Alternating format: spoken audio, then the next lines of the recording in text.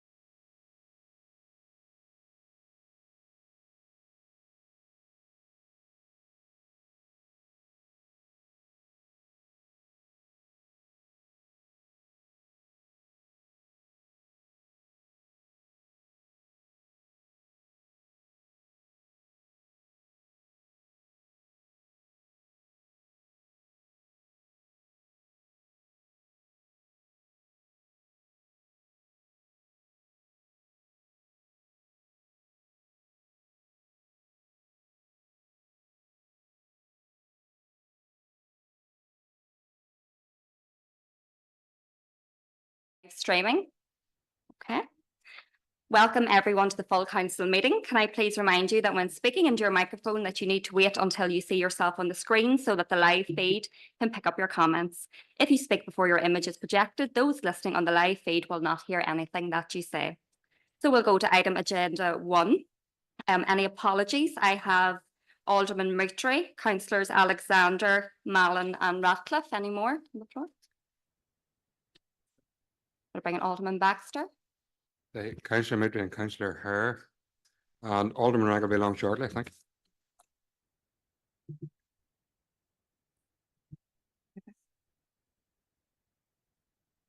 Okay, if that's all the apologies, we'll move on to item 2, and those are the council minutes. Can I please take a proposer and seconder that the minutes of the council meeting held on the 28th of May are taken as read and approved as a correct record? Approved by Councillor Haughey, seconded by Councillor O'Kane. Thank you. Are we all agreed to move on? Oh. Councillor O'Hanlon.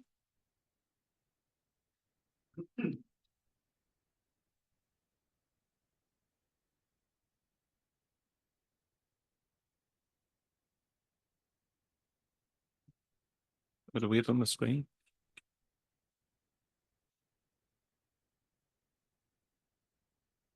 Okay, thank you, Lord Mayor.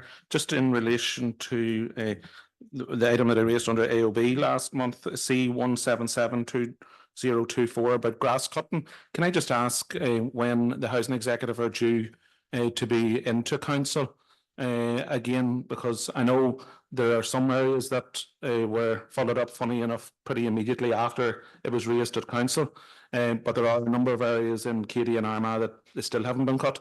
So it's just about asking when the housing executive are in to give us an update, because I understand it's an external contractor acting on their behalf.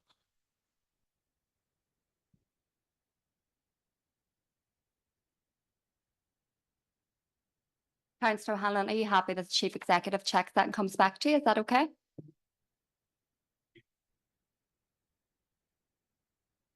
Okay, then we'll move on to item 2.2. Can I seek a proposer and seconder that the minutes of the AGM on the 3rd of June are taken as read and approved as a correct record?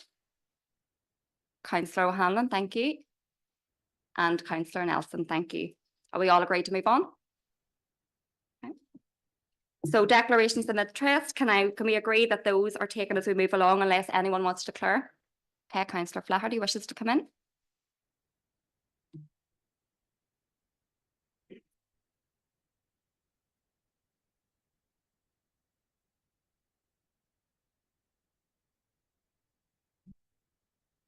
Thank you, Lord Mayor. Just very quickly, just to declare that I was a family member employed by ABC Council.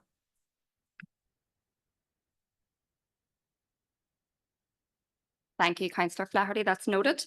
We move on then to the committee minutes, item 4. So the minutes of the Environmental Services Committee held on the 4th of June. Alderman Tinsley, are you happy to propose? Thank you. And Vice Chair Councillor Evans, are you happy to second? Thank you. All agreed, members?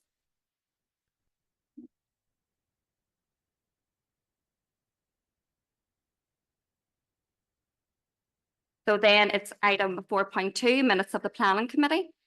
Councillor Armstrong, are you happy to propose?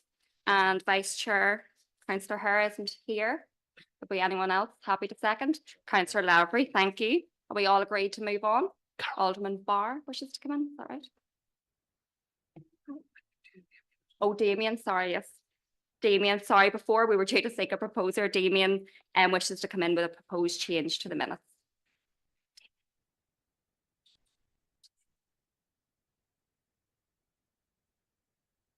Yeah, thank you, Lord Mayor. Members, just to highlight a correction at page 16 of those minutes where reference is made to a first objection from Carla Lockhart MP. As members will be aware, Parliament had actually been dissolved at the time Miss Lockhart had written in, which was around the 20th of May. The election was called on the 22nd of May. So the minutes should read first objection from Carla Lockhart. Thank you, Lord Mayor. Okay, members, are we all agreed to move on that point? Okay. Oh, Alderman Barr is going to come in. Thank you, Madam Lord Mayor. It was regarding the previous one. I'd hit the button, but you sort of swept on really quickly. You didn't lift your head. So if you'd mind, just quickly, I'll go through sort of about the invasive species. Sort of, I have a number of questions sort of regarding the invasive species. So what specific actions has council taken to control or eradicate hogweed within ABC Council and within Guildford? Are there any ongoing or planned initiatives to manage the spread of the invasive plant in this area? And Madam Lord Mayor, I've asked this number of times and I still haven't, so apologies that I have to ask questions specifically here. How can residents report sightings of hogweed, and what advice is being given to residents in dealing with hogweed safely? And is there a timeline for when we can expect significant progress in reducing hogweed problem? Also, what current legislation governs the control and management of invasive species like hogweed in our area? Are there any legal obligations for landlords or landowners to control or remove hogweed from their property? And if so, how is compliance monitored and enforced? Does council collaborate with other governmental or environmental agencies to address the hogweed issue? And what role does legislation play in these partnerships?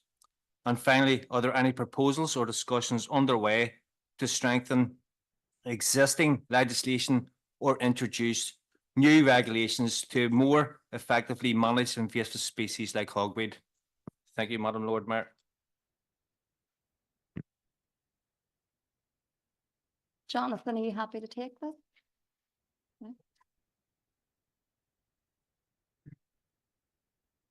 Thank you, Lord Mayor, and thank you, Alderman Barr, for your questions. I've taken note of those questions, and I'll ensure that you get a full response. There was a report brought to Environmental Services Committee in relation to this matter in general, but I do appreciate that those are very specific questions, which we will endeavour to get back to you on all. Thank you, Chair. Okay, members, we'll move on then to 4.3. So next up, we have the minutes of the Community and Wellbeing Committee. Councillor Hahien, are you happy to propose? And Councillor Hare isn't here. Is there another member that could? Alderman Baxter, thank you very much. And we have a light on from Alderman Tinsley. I'll bring you in.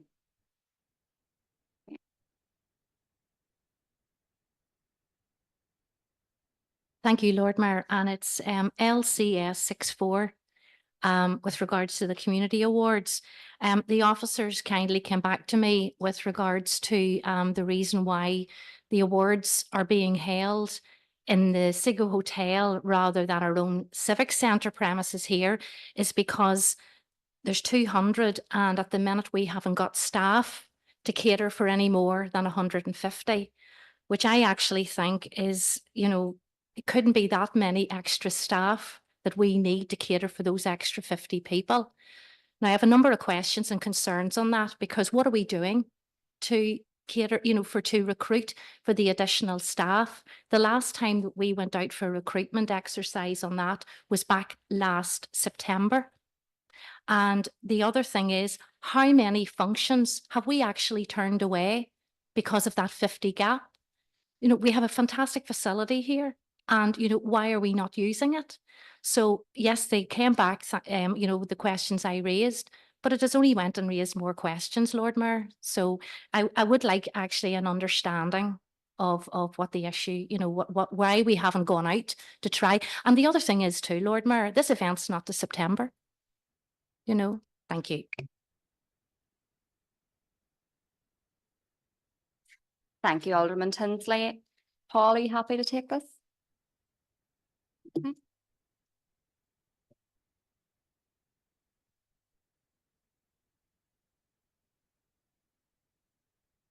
Thanks for your comments, Alderman Tinsley. It's certainly something now that it's brought to my attention. We'll investigate the matter further and get back to you with a report to understand the possibility of trying to facilitate this. Clearly, we want to use our own facilities well to support something such as this.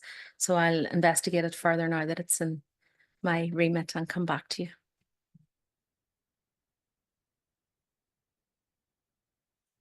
Okay, if we're all content then to move on. 4.4, the minutes of the Economic Development Committee.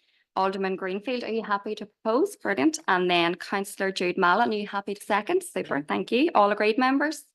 Okay. 4.5 of the minutes of the Governance Committee. Councillor Haughey, happy to propose?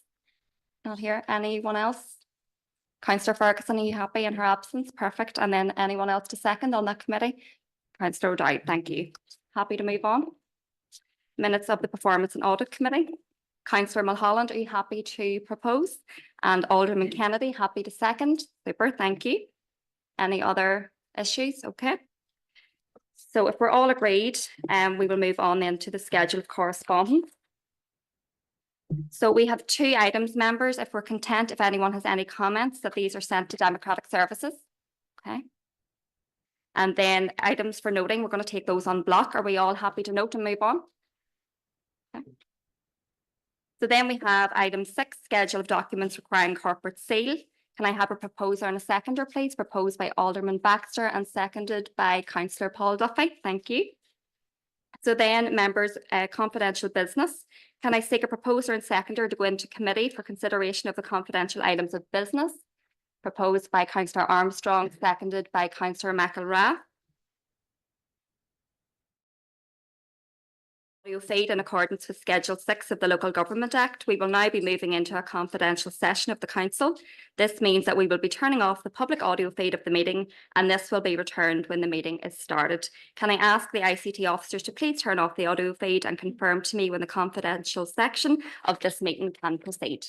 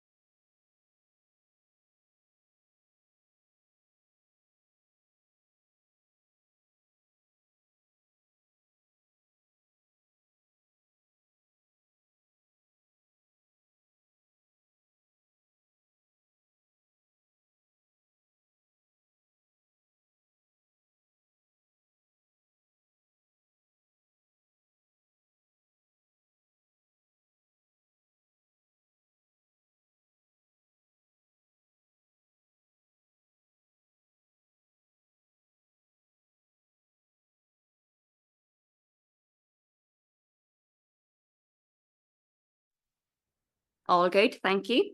So can I now seek a proposer and seconder to adopt the decisions taken in committee proposed by Alderman Greenfield and seconded by Alderman Baxter? Thank you, members. Members, we have 2 items of AOB. The first one is going to be from Councillor Ferguson. Councillor Ferguson, I'll bring you in. Thank you, Lord Mayor, and it's regarding the Visit Armagh website. The current council tourism website focuses largely on Armagh, excluding a valuable focus on areas in County Down, Banbridge with Ryland, Guildford, Loughbrickland, Scarva, Dromore, and all rural areas in between. Over time, front pages have been developed for certain sites, for example, visitbanbridge.com, which is ultimately linked to the Visit Armagh branding and key headers. This has caused confusion among businesses and for customers when booking and for the development of tourism products in those areas which are not Armagh. For example, several businesses have spoken with me to say their customers are phoning to check if they're still located in Banbridge or have they moved to Armagh. This piecemeal approach has led to a fragmented tourism offering where strong heritage themes such as the County Down linen history have not been promoted to the same extent. It's time the tourism offering of the council included full digital consideration of the entire borough and not just Armagh. Therefore, I would ask officers to consider a working group for members and or produce an options paper to be returned to the appropriate committee on how to integrate Banbridge and all areas that are not Armagh to the council's tourism website. This should include, but not exclusively, consider the website architecture for one tourism site, a more representative domain name change and branding visuals that include rather than exclude valuable parts of our borough. Thank you, Lord Mayor. Thank you, Councillor Ferguson. I'm now going to bring in Brian then for comment on this. Thank you, Lord Mayor, and thank you, Councillor Ferguson, for your question or comment. So a few comments just to make on that. So first and foremost, the website and the social platforms promote businesses across the borough. We've reflected members' concerns over the last number of years and strengthened platforms such as Visit Banbridge. And you're right, it's all contained within one database. But if we do anything on the ground in Banbridge, we use the Visit Banbridge domain name. And if you take the weekend past, the domain name used was buskfest.com. So that is to be respective and reflective of the wider borough offering. There was a really detailed discussion and conversation at council in March 2023 in regard to this, in terms of how we do tourism marketing, and members were presented with detailed analysis of the performance of the tourism channels. At that point, it was agreed to proceed as we have been with regard to the promotion of tourism across the borough. And that did get a really good sounding at council in March 23. There were papers presented to members this month as part of the economic development papers with respect to destination marketing. And I'll just pull out a few headlines from that.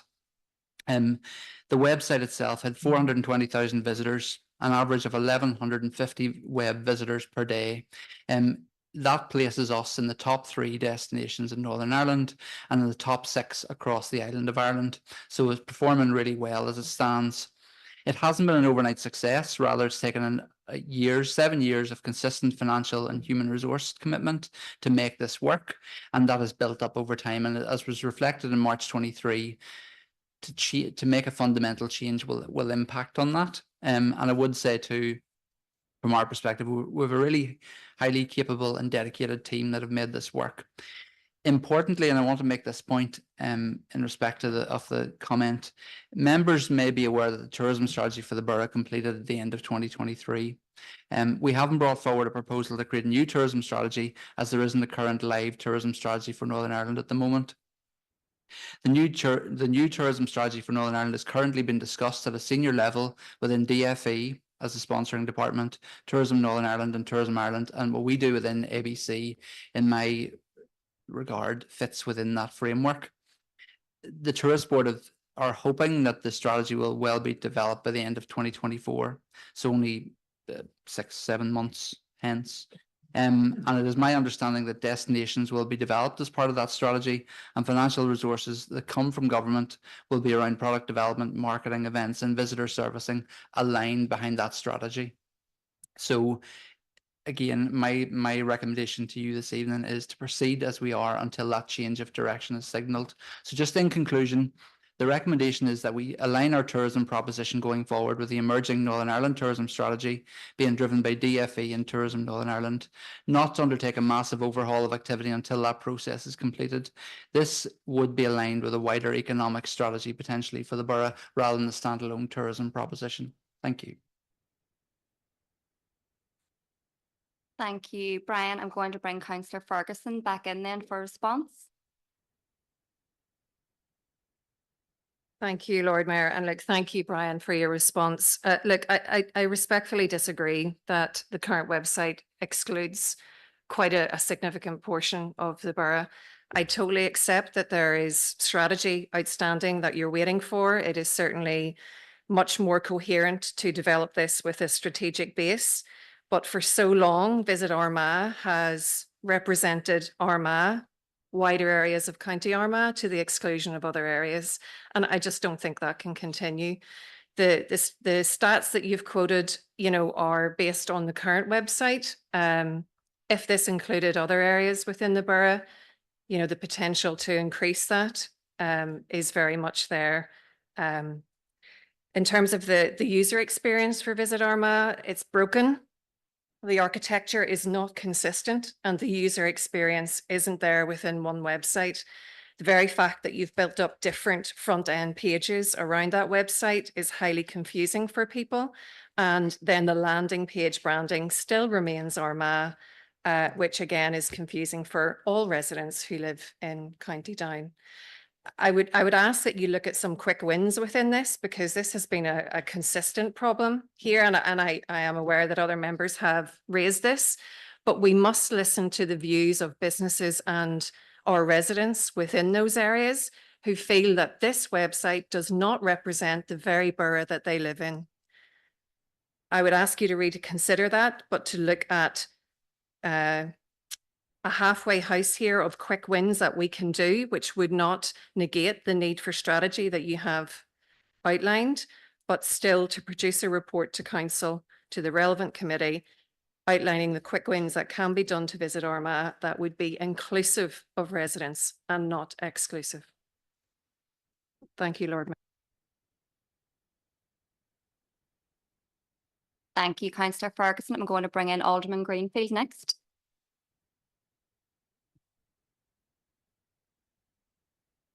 Thank you, Lord Mayor, and thank you for letting me in.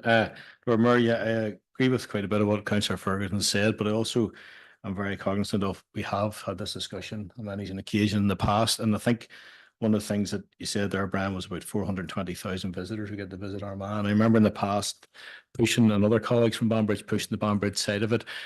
One thing I don't want is Banbridge to be left off the Visit Armagh one either, to be honest, because when we looked at this before, there was very little traction on the Visit Banbridge. I think we need to make sure we focus on the Visit Banbridge if we're going to go down that road. But I just think if we're already looking at 420,000 visitors, a lot of work is done to get that across the borough. We just have to be very careful that we don't get something that says Visit Banbridge too soon and without the background, as Councillor Ferguson said, the platform to be set up, because we don't want to end up with Banbridge businesses not getting the clicks from the Visit Banbridge on its own. So I think they do need to run in tandem, and Councillor Ferguson talked about a halfway house, and possibly that's something that we maybe need to look at going forward. But I know there's an awful lot of work done on this before, because we've spoke to quite a few of the businesses in the past, and I know some in the chamber especially were very complimentary of the Busk Fest and asked to pass that on tonight here at how it went on Saturday, and to thank the staff for the wonderful way it was organised. And they're very, very supportive of the work we're doing. So it's not that they're against us here in this here, but certainly it's something that we do need to maybe renew the focus on again. But it's something that we don't want to be there's a lot of work is going to get where we are. I think we need to be cognizant of that when we're moving forward in this as well. So thank you. Thank you, Alderman Greenfield. I'm now going to bring in Kevin Savage, Councillor Savage.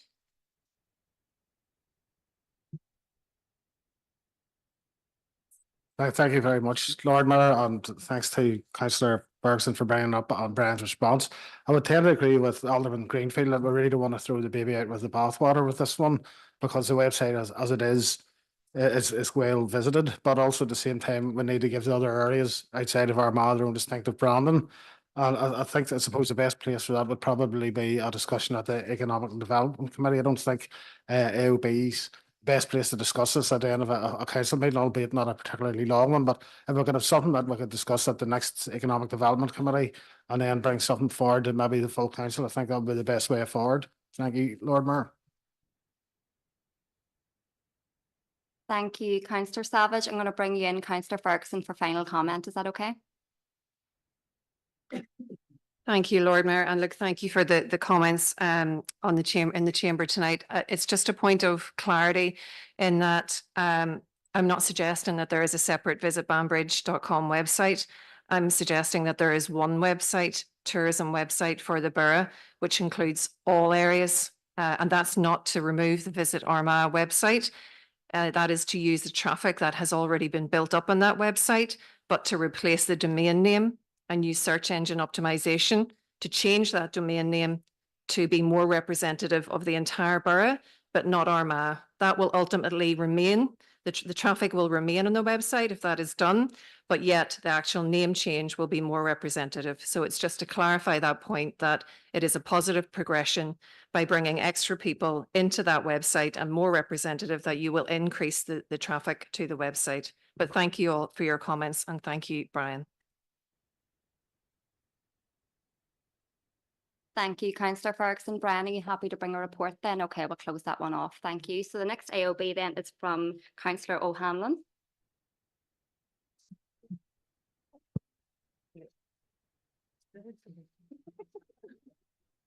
I'm going to refrain from commenting. Look, Lord Mayor, thank you for the opportunity to speak. And it's just in relation to the cleanliness at Orchard Leisure Centre in Armagh and a number of social media posts that were posted last Wednesday evening. And I suppose at the start, can I thank Paul and Darren for their engagement with myself and indeed others this week. I think it was touched on in confidential items as well. Last Wednesday evening, I and a number of others were tagged in a social media post by a concerned parent about the state of the disabled changing facilities at the Orchard Leisure Centre in Armagh. The pictures showed a filthy facility, and whilst I appreciate that facility is very well used, there were obvious signs in the photographs that it shared that there are issues about the lack of cleaning. Without getting into too much detail, the toilet brush holder obviously hadn't been cleaned for a very long time, and not to mention the area around the toilet bowls. The issue has highlighted further long-standing issues at the facility, and I welcome the fact that earlier tonight we've agreed interim investment in the facility whilst we plan for the new leisure village or facility in Armagh City. However, can I ask what steps have taken place since last week, and what are we doing to ensure that the cleaning standards are swiftly improved at OLC and indeed some of our other leisure facilities? And can I coax this in that I appreciate the work that and efforts that our own staff are going to in this regard. I appreciate that in some of the scenarios it isn't actually our own staff that's responsible for cleaning and maintenance across some of our sites. So thank you.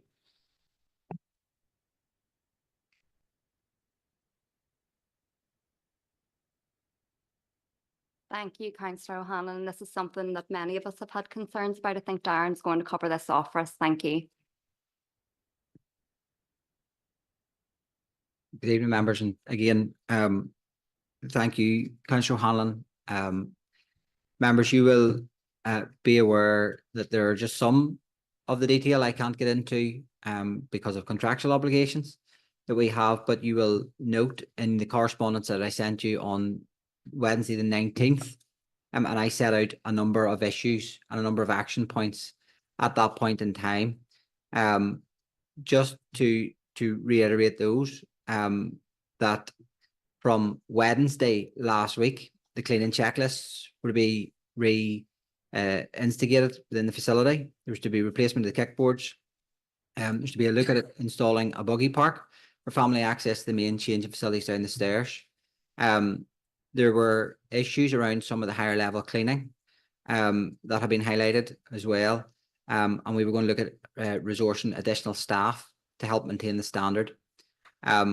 We then followed that up on Thursday with a meeting with our duty managers across all of our facilities for what was already a pre-planned meeting. And at that, as standard, we raised the standard of cleanliness across all of our facilities as being one that we needed to maintain to the highest standards. What I will say to you members, where standards fall below what is expected, we will call that out. That is clearly what was shown and evidenced on the photographs. What I will say is that there was one or two suggestions that there was vomit in the facility. There was not. When the issue was raised on site, the duty manager immediately dealt with the issue on the evening that it was raised. And by way of explanation, not an excuse by any stretch, is that swimming lessons had literally just left the facility. They had just passed, so it was a fairly busy session. And I know there have been other issues raised around the Gullivers, the indoor play, and photographs were released. Those photographs are as far back as March. They are not recent. And I was in the facility on Wednesday for the best part of the day, and spoke with the staff and walked through the facility with the staff. And it appears to be, in our experience, quite isolated. By that, I will quantify that, if members will permit me, in that last year, in the last 12 months, there has been 236,000 people through that facility, which is a 37% increase on where it was the year before. So there's a huge volume of people. Of that, there were 81 complaints at the facility. That is equivalent to 0.034% of those using the facility have made a complaint. Of those 81, 10 of those complaints were around the cleanliness of the facility at OLC. That is 12% of the 0.034%. So the instances of complaints around cleanliness, particularly in Orchard, are very, very small and low in number. Most of the complaints have actually been what members have been raising in this place, which we're hoping to address very shortly, is around the issue of the Vitality Suite. Across the service, in the last 12 months, there has been 2,022,000 visits to our indoor leisure facilities.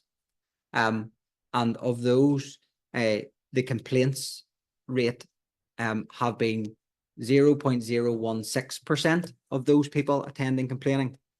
That is 340 negative complaints, and that is not just relating to cleanliness. So we are aware that we do have issues. There are issues of cleanliness at times. And Orchard is an older facility that requires a bit of work. And members, if you will bear with us, we are working to try and sort through some of those issues. We do accept, and we will hold our hands up and apologise where those issues are raised. What I will also say is that at that particular time, our complaints procedure was not used, and that the group that raised the issue had previously met with our staff on 2 occasions.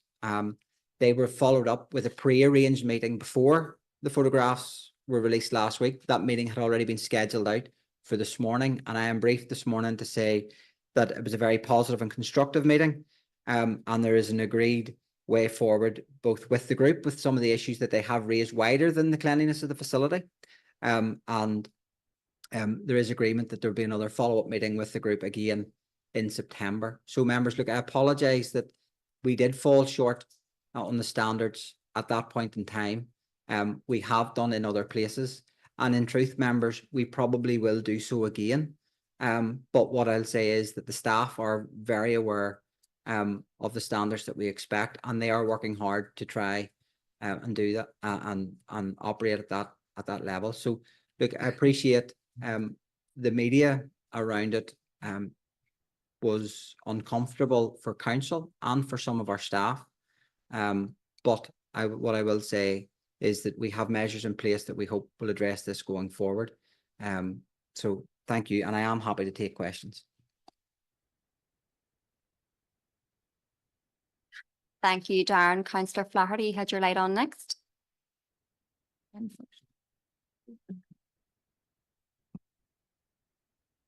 Thank you, Lord Mayor.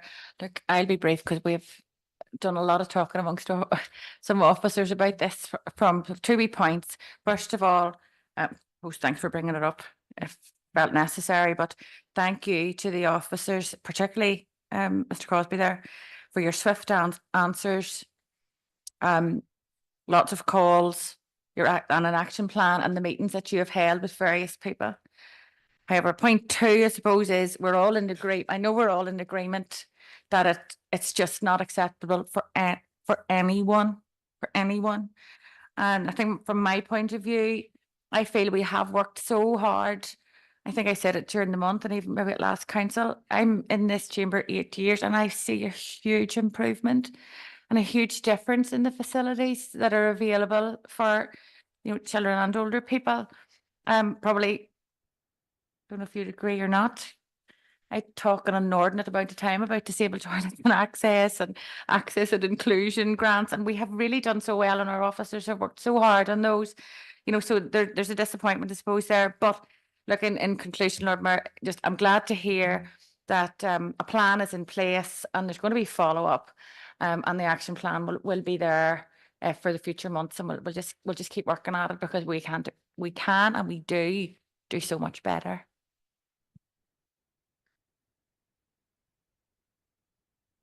Thank you, Councillor Flaherty. I'm going to bring in Councillor O'Hanlon then for final comment.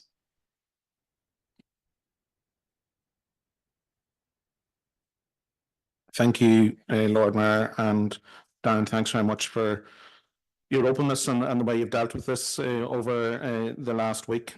And whilst I appreciate it might be 0.0 whatever of complaints, if one customer has a bad experience, that's one too many. And the old adage, a happy customer tells 3, an unhappy tells 10.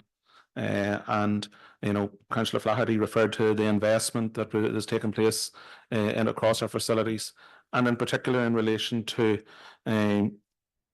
facilities for children and adults with disabilities. The same groups are people who've had to fight for everything their whole life in terms of facilities, and sometimes they turn up and they expect better.